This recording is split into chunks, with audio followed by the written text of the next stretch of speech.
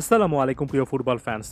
Champions লিগের final এগিয়ে আসছে রিয়াল মাদ্রিদ বনাম বরুসিয়া ডর্টমুন্ডের হাই ভোল্টেজ ম্যাচটা দেখার জন্য আমরা সকলে অপেক্ষা করছি। ফুটবল ফ্যাকের আজকের এই ভিডিওতে আমরা এই ম্যাচের কয়েকটা কি পয়েন্ট নিয়ে আলোচনা করব, এমন কয়েকটা কি পয়েন্ট নিয়ে বা মূল বিষয় নিয়ে অথবা ডিসাইডিং ফ্যাক্টর হিসেবে যে জিনিসগুলো আসতে পারে সেগুলো নিয়ে আলোচনা করব, যেটা খোদ UEFA.com তাদের ওয়েবসাইটে মেনশন করেছে। কয়েকটা কি ফ্যাক্ট হিসেবে আসলে UEFA কি ভাবছে তাদের ওয়েবসাইটে সেই জিনিসটা একটু দেখে আসি চলুন।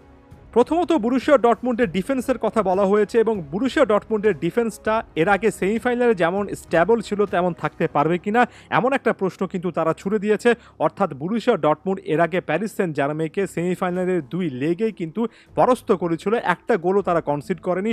সেখানে কিলিয়ান এমবাপ্পের মতো স্টার প্লেয়ার থাকার পরেও বরুসিয়া ডর্টমুন্ডের ডিফেন্সটা আসলে দেখিয়েছে কিভাবে এমন বড় স্টেজে নার্ভটা ধরে রাখতে হয়। খুবই ভালো ফর্মে আছেন গোলকিপার গ্রেগর কোবেল। UEFA.com তাকে অসাধারণভাবে বিশ্বস্ত হিসেবে আখ্যা দিয়েছে। একই সঙ্গে সেন্টার ব্যাক পজিশনে ম্যাটস হামেলস এবং নিকো শটার ব্র্যাকরাও যে খুবই ভালো ফর্মে আছে সেই জিনিসটা তারা মেনশন করেছে।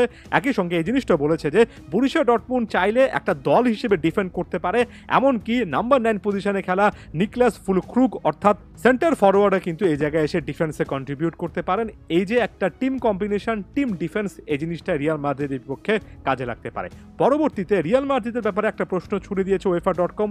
তারা বলেছে কার্লো আনচেলত্তিকে শেষ পর্যন্ত বড় একটা ডিসিশন নিতে হবে। থিবো কোর্তোয়াকে তিনি গোলবারের নিচে রাখবেন নাকি থিবো কোর্তোয়ার অনুপস্থিতিতে পুরো সিজন জুড়ে দুর্দান্ত গোলকিপিং করা লুনিনের উপর তিনি আস্থা রাখবেন, সেটা একটা দেখার বিষয়।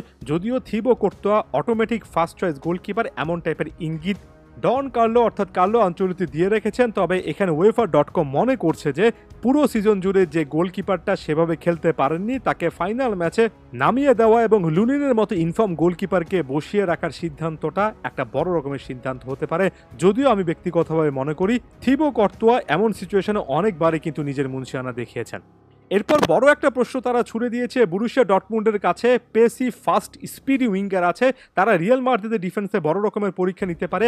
আলাদা করে বলতে গেলে দুই ফ্ল্যাঙ্কে খেলেন জ্যাডন সানচো এবং করিম আদেয়ামির কথা তারা বলেছে। তারা রিয়াল মাদ্রিদের রাইট ব্যাক এবং লেফট ব্যাকের বড় পরীক্ষা নেবেন, অর্থাৎ এখানে দানি কারভাহাল এবং ফেরলান মেন্ডি এই দুই ফুল ব্যাকের বড় পরীক্ষা কিন্তু এই দুই উইঙ্গার নেবেন, সে কথা আলাদা করে মেনশন করা হয়েছে। এবং ম্যাচের ওভারঅল স্পিড টেম্পো সেট করার জন্য এই উইঙ্গাররা অনেক কি রোল প্লে করবেন। অন্যদিকে দানি কারভাল এবং ফেরলান মেন্ডিকে এক্সট্রা ওয়ার্ক করতে হবে, যেটা এর আগে তারা অনেকবার করেছেন। তবে এখানে ফুলব্যাক ভার্সেস উইঙ্গার কিংবা উইঙ্গারদেরকে সামলানোর জন্য ফুলব্যাকদের অ্যাক্টিভিটি এটা একটা মেজর কনসার্ন, মেজর পয়েন্ট হতে পারে। রিয়াল মাদ্রিদের মিডফিল্ড সেটআপ সম্পর্কে UEFA.com বলছে অগেলিয়া চুয়েমেনিকে শেষ পর্যন্ত হয়তোবা পাওয়া যাবে না ইনজুরি সংক্রান্ত ইস্যুর কারণে। টনি ক্রুস এই ম্যাচটার মাধ্যমে রিয়াল মাদ্রিদের ক্যারিয়ারটা শেষ করছেন। এই ম্যাচের আগে আবেগ কি তাকে ছুঁয়ে যাবে কিনা এমন একটা প্রশ্ন করা হয়েছে। তবে এই জিনিসটা একই সঙ্গে বলা হয়েছে যে রিয়াল মাদ্রিদের কাছে জুড বেলিংহাম আছেন, যিনি কিনা বরুসিয়া ডর্টমুন্ডের হয়ে এর আগে MVP অর্থাৎ সিজনের সেরা প্লেয়ার হয়েছিলেন। এবার লা লিগার most valuable player of the season অর্থাৎ এই সিজনের সেরা প্লেয়ারের অ্যাওয়ার্ডটা পেলেন। বেলিংহাম অবশ্যই নিজের জাতটা চেনাতে চাইবেন। একই সঙ্গে এই জিনিসটা ভুলে যাবেন না যে ফেদেরিকো ভালভার্দে এখানে আছেন। পরবর্তী সময় লুকা মদ্রিচের মতো এক্সপেরিয়েন্স ক্যাম্পেইনারের ওভারঅল স্কিল, এক্সপেরিয়েন্স সকল কিছু রিয়াল মাদ্রিদের অনেক কাজে লাগে।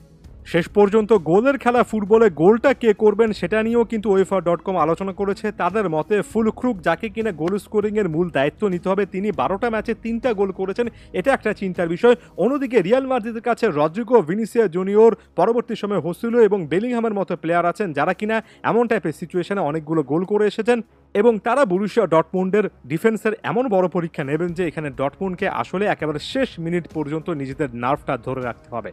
তবে একই সঙ্গে UEFA এই জিনিসটা বলেছে যে সব মিলে 12 জন ডিফারেন্ট স্কোরার বরুসিয়া ডর্টমুন্ডের এই সিজনে পাওয়া গিয়েছে।